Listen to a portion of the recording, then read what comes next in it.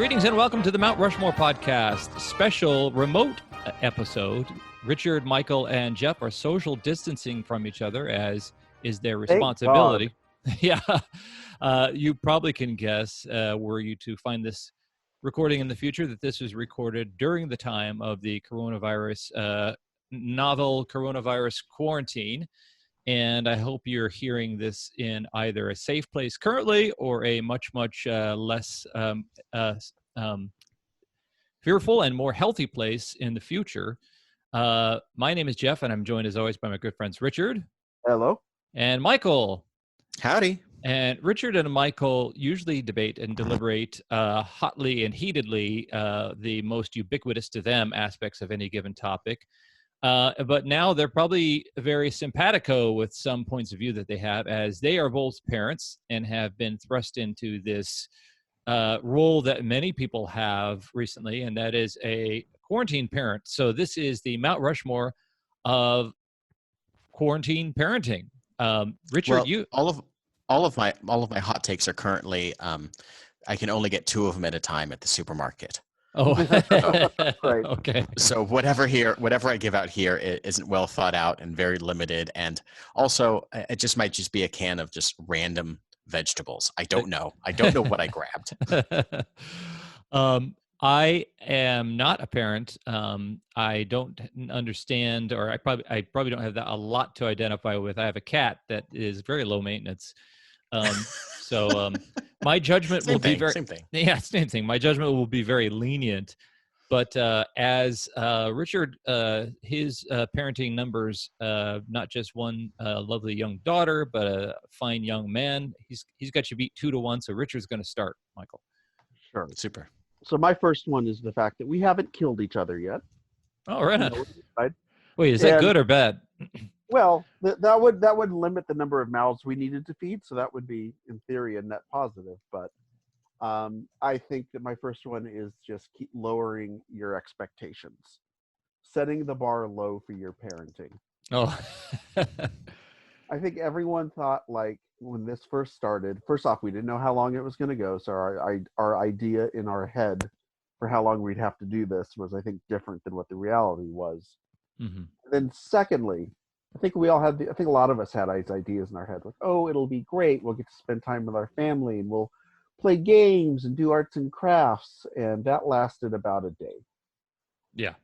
I think about day 2, day 3 is when we all realized, oh shit, this is what it's really like. Mm-hmm. So my first choice is just keeping the kids from killing each other. Yeah. And what I mean by that is very specifically, when this all first started, I think, when we found out, hey, there's going to be quarantines, kids are going to be home from school, nobody knew how long this was going to take. I thought maybe it'd be a few weeks, or maybe, now it looks like it's the whole school year. And I think that if you look at this is the kind of the classic, and we talked about this, I think, in one of our social media episodes, that you see other parents and what they're putting out on Instagram is they're doing these incredible arts and crafts projects with their kids, and look what we've made, and we're doing all this independent study, and boy, the kids are just loving learning every day. And it's like, I think for most of us, the reality is we're just trying to make sure the kids don't go feral. Is really what the most important. They're alive. Nobody's killed each other. Nobody's burned down the house. And at some point, you just need to set your expectations to a certain point. Yeah. So I think that's overall my first one, is just, I think we've all learned to lower our expectations and just be happy with what we can do with our kids. I think that there was that initial moment where it's like, oh, good, I get to work from home. I don't have to go into the office. Sure, my kid will be running around. It'll be fine. We'll have a schedule. And then, as you said, a day and a half in, it's Lord of the Flies, and the cat's head is on a stick, and you're like, I was not ready for this. I was not ready for this. It really goes to show that, like, you can be a full-time parent, or you can be employed full-time, or you can maybe have a part-time job and take care of your kid half the time, but you can't do like all 3 of those jobs. No. And if you have like 2 parents that are working from home, like me and my wife, it is just like we're axe and smash of demolition, and we're just tagging in to like see who's going to like get this kid in a lovable headlock next. And like he's beating us. All right, Michael, what's your first choice? My first choice is just the inseparable combination of coffee and wine. It starts the yin and yang. It just starts every day. It just starts with coffee, and coffee lasts a little bit longer, a little bit longer, a little bit longer, and then halfway through, it's just like I said, a tag team. It just hands off to, oh, here comes that glass of wine. It's 4:00. That's right. I don't normally have a glass of wine at 4:00. I'm still working at 4:00. I'm driving home at 4:30. I'm picking up my kid and wrangling him. And it's just like, it's that the coffee creep goes one way and the wine creep goes the other way. And at some point you just start feeling like a parody of an 80s stockbroker who's just using uppers and downers to figure out how he's going to fight this volatile market in his head and on the floor of Wall Street. And you're just like, oh my God, what is this day? I need something to get me up and then something to bring me down. And this is with one kid. I can't imagine with like two kids or more. Right. Yeah. But he's also like not the most independent kid because he's used to only being around us really on the weekends where he can like run wild with us. And that's all the time we have with him, aside from like, right when he gets up and right when he goes to bed. So like, he's not used to all the changes and he's not used to us having to, pass him around all day. Wow. That's coffee and wine. So Jeff, tell us about your cat again. Okay. Yeah.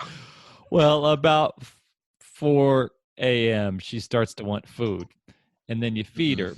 And then about 15 minutes later, she's addicted to whipped cream. So she wants a little dabble of whipped cream. And then nothing till about 3 p.m. And then we got to feed her again. Pretty high maintenance, huh? My goodness. How are you doing it? All right, Richard. Have you thought about getting an automatic cat feeder and just getting rid of all parental responsibilities? That sounds pretty good.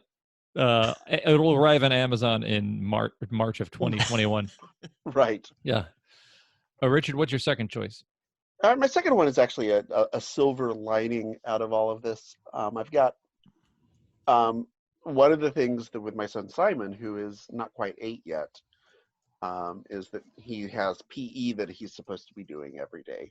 Now they're pretty loose with what it's supposed to be. It could be yoga. They give you lots of different app-like options that you can go online and kind of get exercises. But what he has decided that he likes to do for his PE are two things. One, he likes to go outside and play catch with me, and he never played catch with me before. But like if I can't imagine suggesting, hey, let's go have a throw, and him being, oh, sure. Like he had no interest in that. Suddenly now this is what he wants to do every day at noon. Okay, it's time for my PE. Let's go outside and throw the ball around. Oh. And then the other thing is we've been going back on Pokemon walks lately. All right. Which, back to the golden age of like 2017. Back when the world was somewhat sane. Mm-hmm. That's funny. That's cute. All right, Winfield. Well, that kind of dovetails into my pick, which is I am thankful we have an indoor kid. I do not have one of those kids. Felix is going on 3 in just a couple of months, but he's not someone who is so desperate to be outdoors all the time. He doesn't want a bike ride. He doesn't want to, he likes to go to the park and on the playground, but that's kind of all closed down. But this kid is just into stickers and his books and reading and playing with his characters and doing things around the house and kind of always has been. So I feel like even though, he's looking for an attention that he can't quite get, like I can't imagine if I had a kid that was just bouncing off the walls because they can't get out onto their trampoline or go out to their soccer practice or go out to do their, assigned PE thing. He doesn't, he definitely misses the physicality of running around at his daycare, at his school. But like, man, I feel so lucky that like I don't know. He's definitely a kid that is a quote indoor kid. And, maybe that's just part of like, him growing up in an apartment and he's just used to it sort of thing. We don't have like a backyard. We have like a small balcony that he can go outside on. But like, I don't know. This parenting while having to keep your kids indoors, I imagine, is so difficult for so many people. You don't think it's because you sang Morrissey songs to him in utero that he's an indoor kid? The little. Well, listen, when I do put him down for a nap or to sleep at night, I will sing "Some Girls Are Bigger Than Others." Yeah. He gets "Sing Me to Sleep." Coma. Sing me, sing to. He'll also get "Judy and the Dream of Horses" by Belle and Sebastian. Nice. So probably. If he joins up, grows up to join the dark parade, then or the black parade, then we'll know. Okay, so we are at our halftime, and you got time on your hand, folks. You got time on your hands to go back and listen to the back catalog of the Mount Rushmore podcast. And you're probably looking at social media 24/7, so you would have an opportunity to go out there and join us in the dialogue. Let us know what you think about that back catalog, if you didn't already give stars or whatever in iTunes or whatever the reader is now.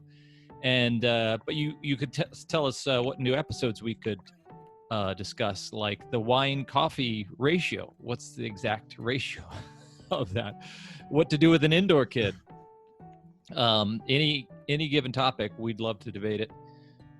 So we invite you to get in the dialogue on Facebook, Twitter, Instagram, and join us and let us know what you think. And especially since it feels like we're going to be doing a lot more prescient episodes or more recording weekly rather than being able to get together and kind of gang record episodes. It would be like anything topical, I think, would be good for us, since all of my attention is I'm I love you two guys, but I'm not thinking about you guys or this podcast at all. I'm definitely if we had done the Mount Rushmore of like conspiracies, I'm really, really curious about how Zoom took off for everybody. It's like right up there with Tiger King. Zoom and Tiger King are just hand in hand, taking over everybody at the same moment. Yeah, Zoom hit like Toffee hit in my high school senior. No, like Toblerone. Zoom hit like Toblerone hit in my high school. Like all of a sudden, every kid needed it. For me, it was Zima. Zima. So we are entering our third round. Richard gets to let us know what his third choice is. So one of the things, I think my third choice is the things that you don't realize will be out of stock. Oh. I'm the designated hunter-gatherer / shopper in my family. Same here. Right when the quarantine, back in when it was that in-between stage where everyone's like, basically you should stay inside. We all knew the quarantine was coming, but it hadn't officially been announced yet. I remember my daughter, who's almost 13, loves to bake. And she had decided that was something that she'd like to do while she's kind of stuck inside. And my son likes to bake too. So we thought, oh great, we'll go get some baking stuff. Went to the store, no flour, no yeast. Now I've been able to find flour a couple of times since then on my various trips. I have yet to really find yeast anywhere. Mm-hmm. Richard, I've got 3 packets, and if you're willing to go do some black market yeast trading let's find out what else is in your stock. We'll see what's going on. I've got toilet paper is all I'm saying. Ooh, I'm fine there.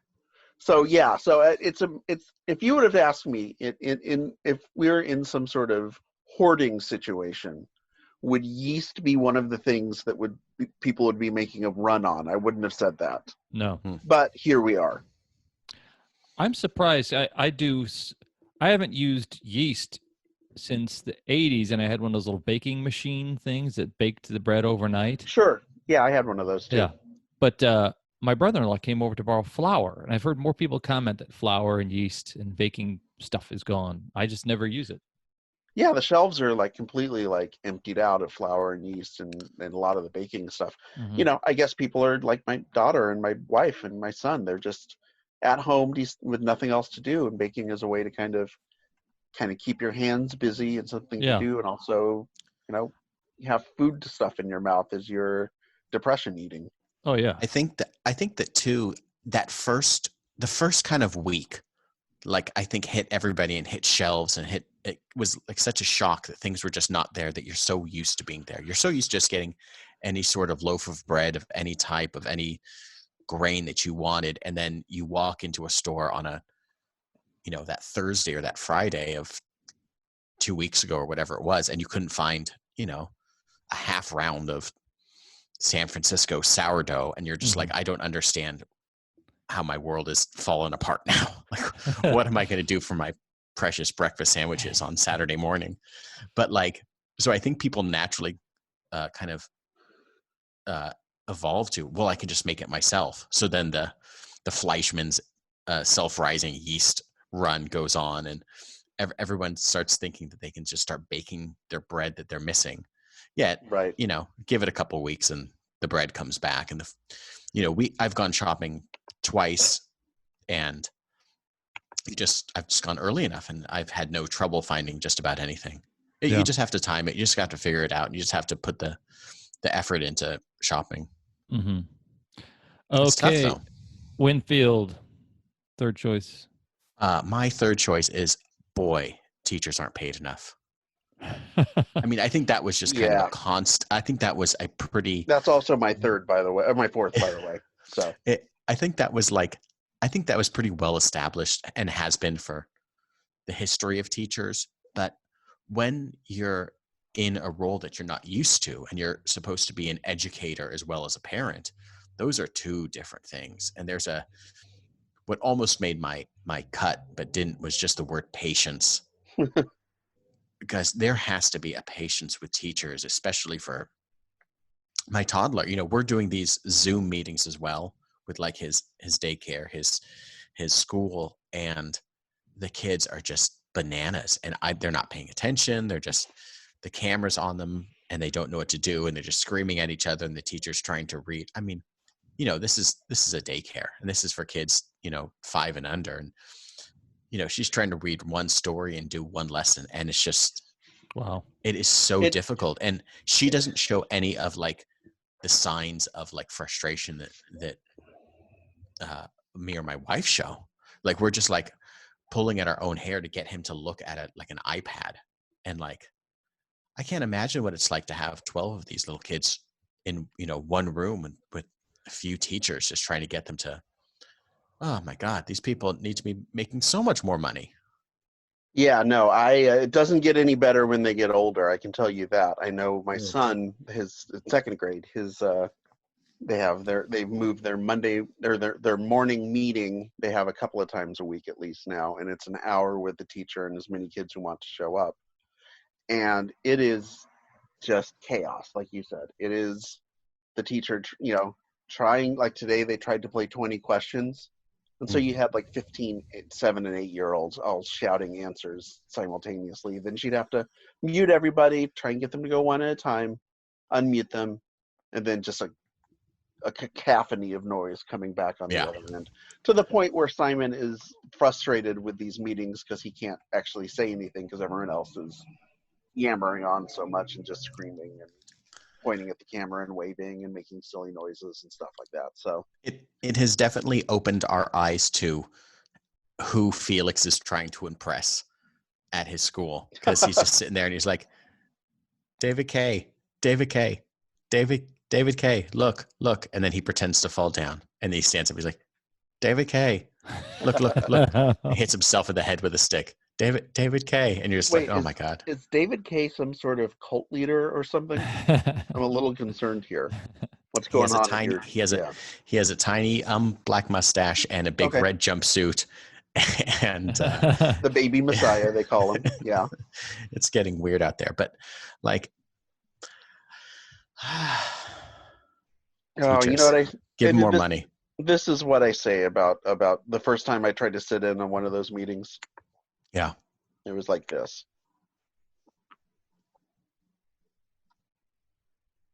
Oh, on a related note, I found a soundboard that I can play while we're doing these meetings. So my end of things are going to get way more exciting for the next few weeks and months and however long we're doing this. I can't see where this is going to be a problem at all. Whoa, hey, oh, it's me, Woody. Oh, good. Woodrow Woodrow Wilson. The one person that has experience during the 1918 flu you guys pandemic. got it easy. Oh my! I hear you complaining about being parents during what is this? The coronavirus? They call it the novel coronavirus. Oh my! More like a short story. You're gonna get through this just fine. I had to take care of 3 young daughters, and I got the Spanish flu in Paris during peace talks for World War I. You go there, you try to make peace, you eat some croissants, you smoke some Gallios, whatever cigarettes, and I catch the Spanish flu.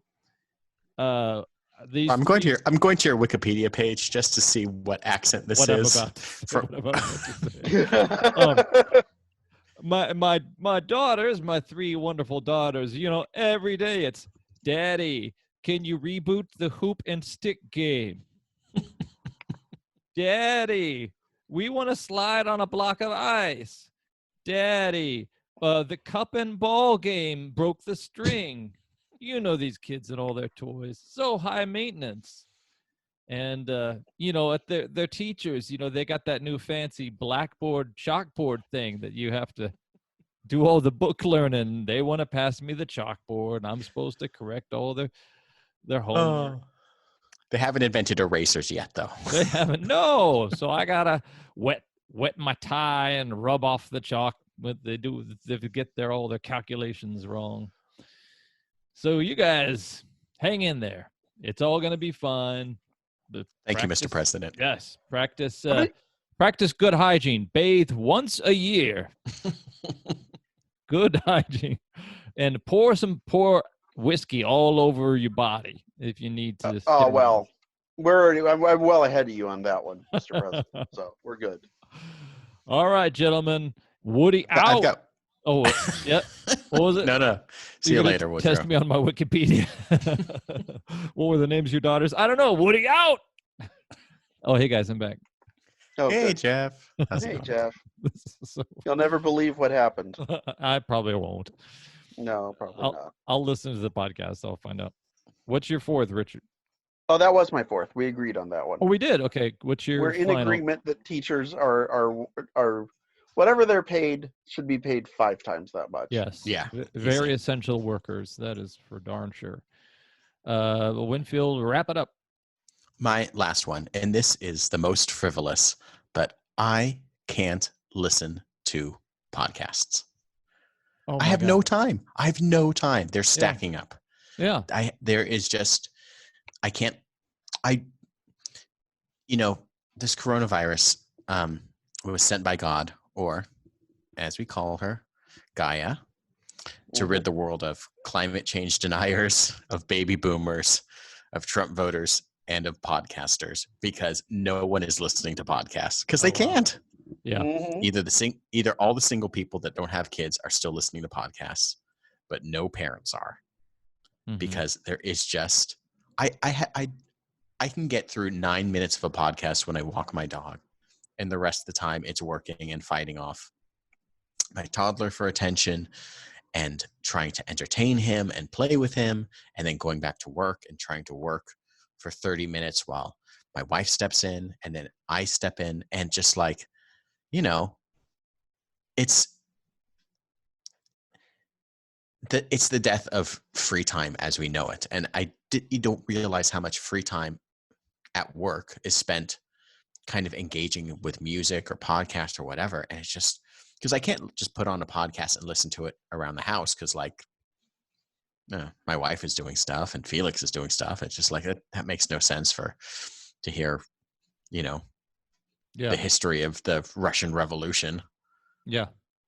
And it's just getting stacked up. And it's funny how much of time I invest daily and weekly into like this audio platform. And it's all just like, I just don't have time for it. And it's weird. It's weird. It's great that we've gotten together to do this. I'm so happy. Yeah, me that no too. one's going to listen to it as per usual, but like Right. even less so. All right, guys. Thank you very much for your very enlightened choices. And I feel for you dudes. If you ever want to drop your kids off in my backyard, go ahead and do it. I will stay 6 feet or more away from them. They can run around. And You had that restraining order already. Yeah, Right. So that's just true.